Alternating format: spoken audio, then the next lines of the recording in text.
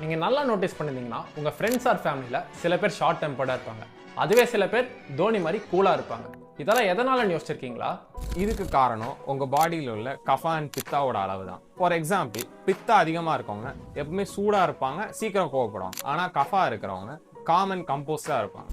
தோஷாஸோட குவாலிட்டிஸ்ன்னு பார்த்துக்கிட்டோம்னா first பித்தாக்கு பார்ப்போம், hot, sharp, fluid and so on. அதுவே கஃபாக்கு பார்த்துக்கிட்டோம்னா heavy, slow, gold, slimy அப்படின்னு சொல்லிட்டே போகலாம். இன்னுமே சிம்பிளாக சொல்லணும்னா பித்த தோசா ப்ரெடாமண்டாக இருக்கவங்க ஷார்ப்பாக உஷ்ணமாக இருப்பாங்க, அவங்களுக்கு அடிக்கடி பசி எடுக்கும். அதுவே கஃப தோசா ப்ரெடாமண்டாக இருக்கவங்க காமாக ஸ்லோவாக மந்தமாக இருப்பாங்க.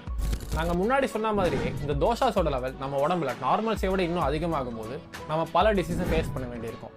இந்த தோஷாஸை பற்றி ஒரு ஃபுல் ஃபார்மேட் வீடியோ நாங்கள் யூடியூப்ல அப்லோட் பண்ணுறோம். மறக்காமல் எங்களை ஃபாலோ பண்ணி சேவ் பண்ணி வச்சுக்கோங்க.